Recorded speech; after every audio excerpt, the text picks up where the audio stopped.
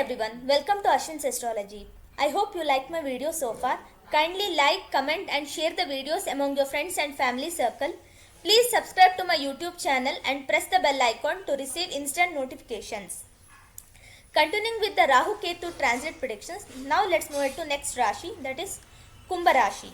For Kumbha Rashi, this transit would be happening in 2-8 axis. So this is not a good transit, because Saturn already is in your Rashi and you are in the mid phase of the Sadesati. So you already have that amount of problems. Now with Rahu coming to your second house, he will bring all kinds of financial problems. You might feel that your pocket is empty, you don't have any much savings, and you might start struggling to even meet the basic needs of you and your family as well.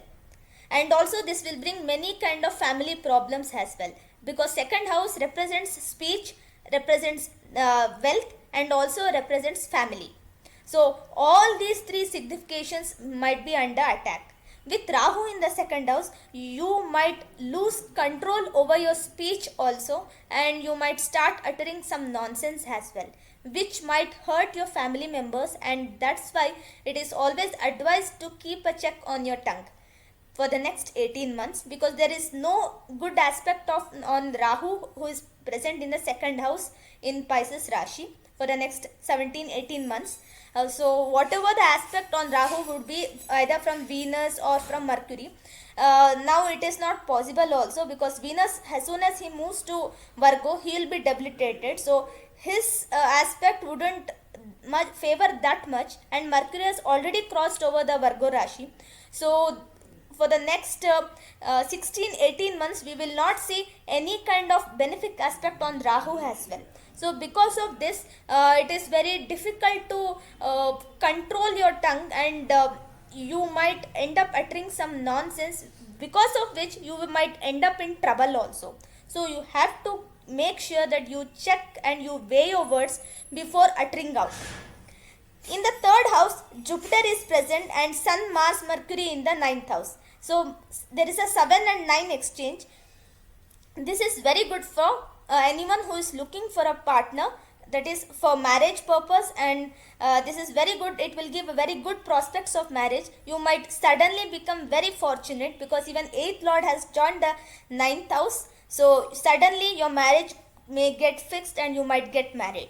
So for Kumbha Rashi natives, we can see marriage prospects as well, because Venus is also present here, 9th Lord in 7th house.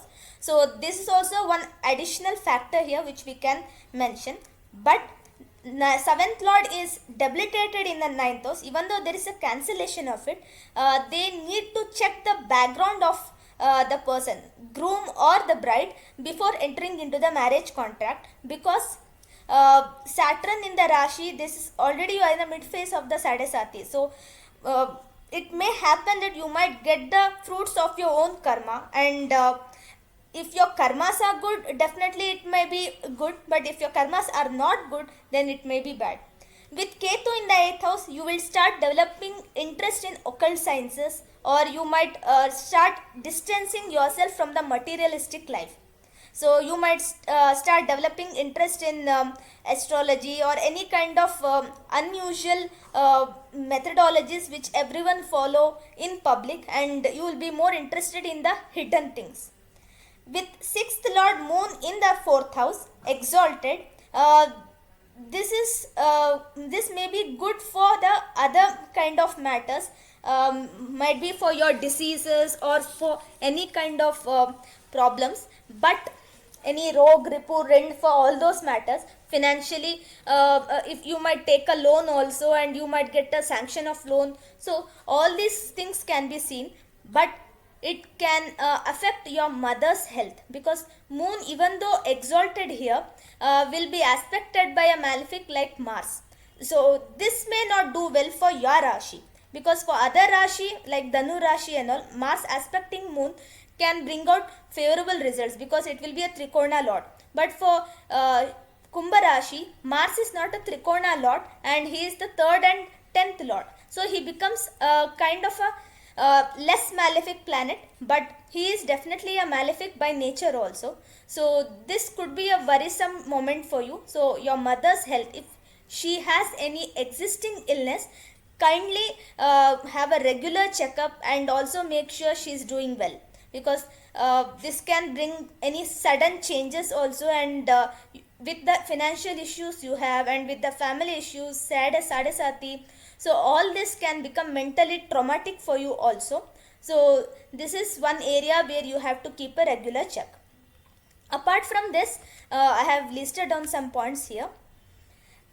You have to put in more and more efforts to make your fortune work. Even though you have so many planets in the ninth house, it has a debilitated sun and also Mars, who is in Swati Nakshatra, along with Mercury. So there is a Graha Yudh between Mars and Mercury, and Mars is winning the war here. So you might have to put more and more efforts, because Saturn is also aspecting your third house where Jupiter is present.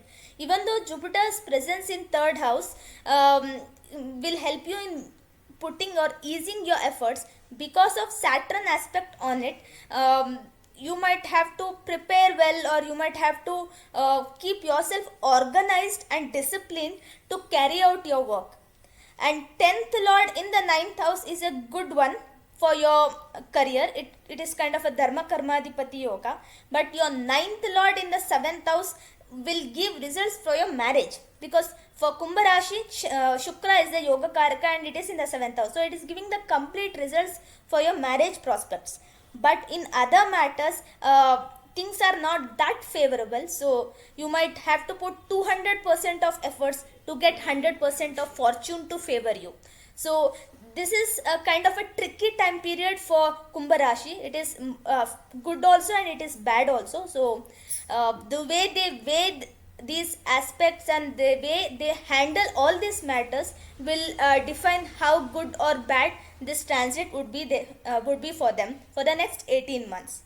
So this was for the Kumbha Rashi natives. Next we'll take up the last Rashi, Meena Rashi. Until then, thank you and have a good day.